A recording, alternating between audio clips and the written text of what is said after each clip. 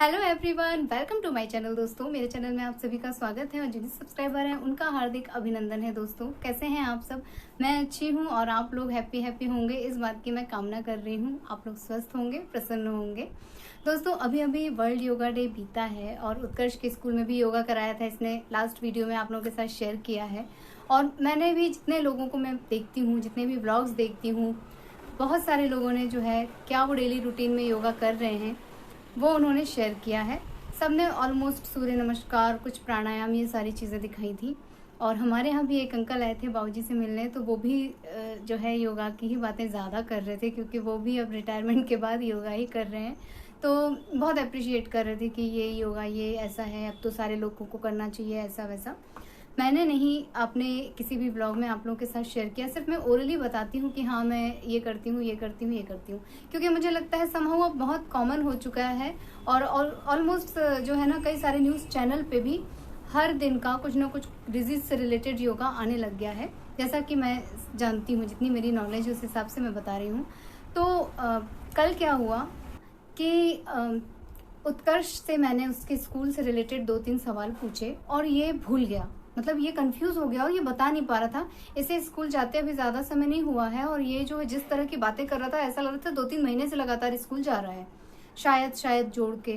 तो मुझे बहुत तेज गुस्सा आया और मैंने इसको बोला कि बेटा आप स्कूल जाते हो, आपसे मम्मा बीते कल की बात पूछ रही हो और आप तो ऐसे बात कर रहे हो जैसे 4 महीने पहले की बात मम्मा ने पूछ ली। मतलब तुम्हें याद नहीं है कि कल तुम्हारे साथ क्या हुआ? तो मुझे थोड़ा सा गुस्सा आया। तो इसके पापा भी वहीं पे थे। एक तो वो हर बात में कह देते हैं बच्चे को डांटो मत, ये मत करो, वो मत करो। फिर उसके बाद उन्होंने इससे कहा कि बेटा हम भी नोटिस कर रहे हैं कि तुम्हारा कंसंट्रेशन जो है वो बहुत कमज़ोर हो रहा है। हम लोग भी कुछ बात बोलते हैं तुमसे, तुम कुछ करते हो, जो बात बोलते हैं उसका कुछ और ही करके आ जाते हो। तो समहाउ उसके लिए मैं तुम्हें एक योगा दिखा रहा हूँ, वो तुम करो। 2-3 बार दिन भर में तुम्हें ये करना ही करना है। 5 मिनट करो, 7 मिनट करो, खेलते खेलते करो, जैसे भी मिले वो भी करो। तो उन्होंने मेरे सामने जो कंसंट्रेशन के लिए, अपने माइंड को शार्प बनाने के लिए जो योगा बताया है, वो मैं आप लोगों के साथ जो है शेयर करूँगी और आप लोग भी उसे ज़रूर कीजिए। क्योंकि मैंने जब उनकी बातें सुनी तो मुझे लगा कि ये चीज़ें तो मेरे साथ भी होती हैं। कई बार मैं गैस पर कुछ चढ़ा के भूल जा रही हूँ। अधिकांशतः तो जो है हमारे मोबाइल की वजह से ये सारी चीज़ें हो जाती हैं। दोस्तों, मैं व्लॉग देखने बैठी या मैं कोई वीडियो देख रही हूँ, पीछे क्या हो रहा है मैं भूल गई। तो इस वजह से मुझे लगा कि भाई ये तो बहुत ज़रूरी है। हम लोग हाउस वाइफ हैं तो क्या हुआ, फिर भी हमें कंसंट्रेशन की, चैतन्य रहने की बहुत ज़रूरत है। और उसके लिए बहुत ज़रूरी है कि हमारा जो है माइंड बहुत शांत रहे, हमारा कंसंट्रेशन जो है बहुत क्लियर रहे, अच्छा रहे। तो मैंने भी तय किया कि इसके साथ साथ वो योगा मैं भी करूँगी और मैं अपने साथ ही इसे कराऊँगी, क्योंकि ऐसे तो ये जो है ना भांजी मार देगा, करेगा नहीं। बहुत ही सिंपल से स्टेप उन्होंने बताए हैं, तो मैं उसे आप लोगों के साथ शेयर कर रही हूँ। दोस्तों, हमें स्ट्रेट होकर बैठ जाना है और अपने दोनों हाथों को एकदम स्ट्रेट कर लेना है। हमें अपने अंगूठे पे नज़र रखनी है और सामने की तरफ रखनी है। जब हमारे हाथ साइड में जाएंगे तो हमारी नज़र सामने ही रहनी चाहिए और नज़र में हमारे जो है दोनों हाथों का आभास हमें मिलते रहना चाहिए। नज़र से वो ओझल नहीं होने चाहिए। तो ये योगा जो है हमारे कंसंट्रेशन के लिए बहुत ही अच्छा है, क्योंकि जब हम सामने देख रहे होते हैं तभी हमें ये समझ आता है कि बगल में कोई चीज़ हिल रही है या खड़ी है या कोई चीज़ रखी है। तो हमें वो जो आभास है उसे बरकरार रखना है, उसे जागृत करना है। तो ये कम से कम 8 से 10 बार एक बार में करना है। लेकिन मेरे थोड़े जल्दी हाथ दर्द करने लगते हैं, इसलिए मुझे दिक्कत होने लग जाती है। तो मैं 5-5 बार करके फिर गैप देती हूँ, फिर 5 बार करती हूँ, ऐसे कर लेती हूँ। और वैसे मैंने अभी अभी शुरू किया है, लेकिन अगर ये अभ्यास हो जाएगा तो ये हाथ दर्द वगैरह भी ठीक हो जाएगा, फिर कुछ नहीं होगा। दूसरा स्टेप है कि आपको अपने नाक के सीध में एक फिंगर लेके जाना है, जो अपनी नाक से दूर जाएगी, लेकिन वापस उसे जब पास लाना है तो उस फिंगर को हमारी आंखें देखते रहना चाहिए। आँखों का जो है फिंगर पे ही टिके रहना ज़रूरी है। उससे आँखों की भी एक्सरसाइज होती है, ब्रेन की भी एक्सरसाइज होती है। दोस्तों, मेरे हाथों की हड्डी उभर के दिख रही है, इसी हाथ में मुझे बहुत दर्द रहता है, यहाँ पे कुछ गैप वगैरह हो गया है। तो अभी मैं जो कर रही हूँ ये गलत है, ये तरीका है सही, जो मैं आँखों को अपनी फिंगर की तरफ ले आई हूँ और भेंगी आँखें बन गई हैं एक तरह से। तो यही एक तरह का योगा है जिससे हमारी आँखों की भी एक्सरसाइज होती है और हमारे ब्रेन की भी एक्सरसाइज होती है। दोनों हाथों से आप करिए, फिंगर कैसे भी रखना है लेकिन एकदम स्ट्रेट और सीध में रखना है।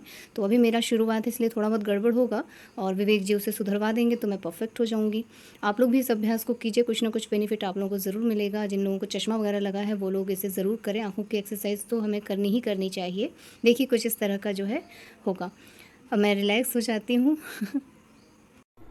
ये इस वाले योगा से तो आपकी जो है ना आंखें भी बहुत मतलब मजबूत होती हैं। आंखों के लिए भी ये वाला योगा जो है ना बहुत परफेक्ट है, क्योंकि ये मेरा किया हुआ है।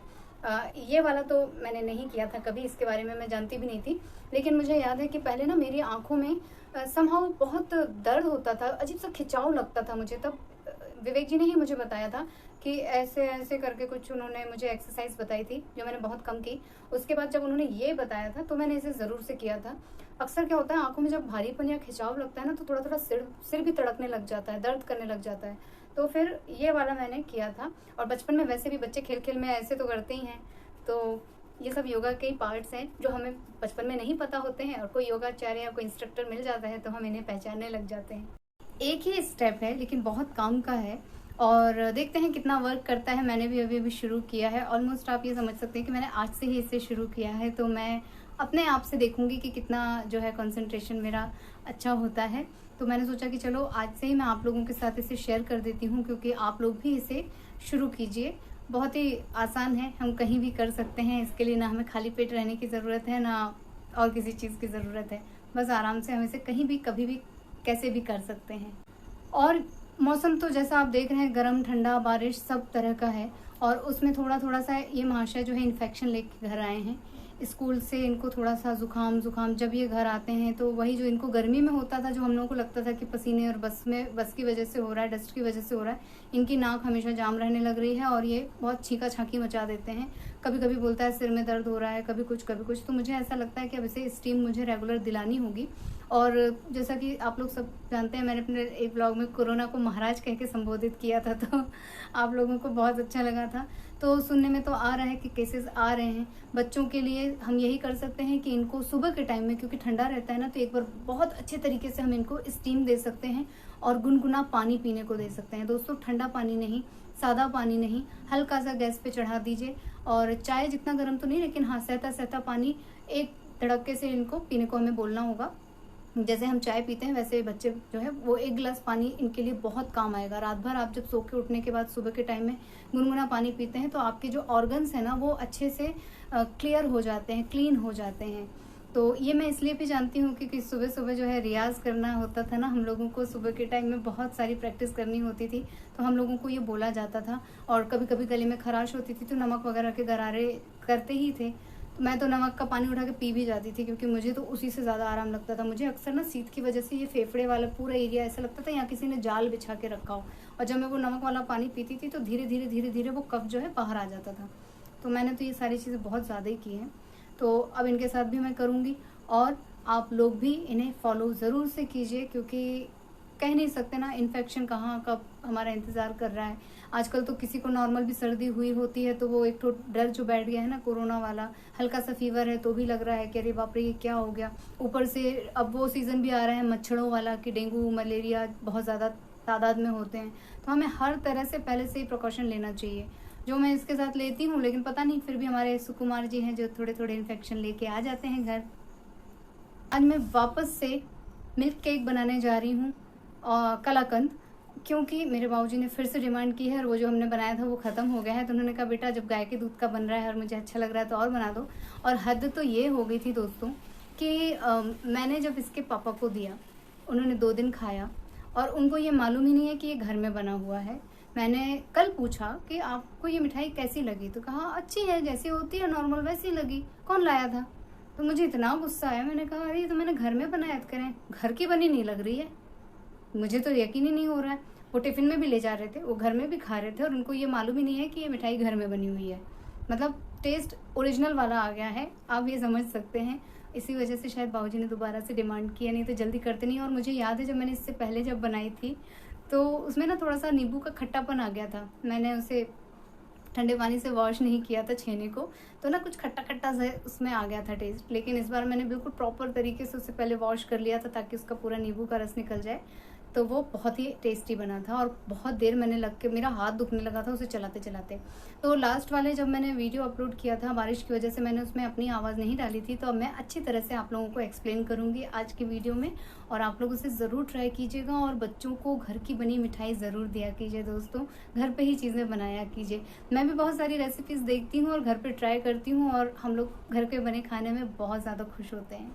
दोस्तों ये मैंने 1 लीटर दूध लिया था, जिसमें से आधा लीटर मैंने चीनी मिला के गैस पे चढ़ा दिया है और इसे लगातार चलाते हुए मैं पकाऊंगी। और आधे लीटर का मैंने जो है छेना बना लिया है, जो कि जब ये पक जाएगा तब मैं इसमें ऐड कर दूंगी। और इस छेने को मैंने नींबू से फाड़ा है और तुरंत ही इसे साफ़ पानी से मैंने धुल दिया है ताकि नींबू का खट्टापन निकल जाए। और मैंने कुछ इस तरह का चलाने वाला लिया है ताकि पूरा तली तक अच्छी तरह से जो है मैं चला सकूँ इसे। और साइड में जो लगता जाएगा उसे भी हमें कुरचते चलना है, नहीं तो ये जल जाएगा।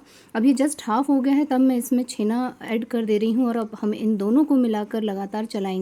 बीच बीच में मैं फ्लेम तेज कर रही हूँ, फिर धीमी कर दे रही हूँ, जैसा भी मुझे समझ आ रहा है।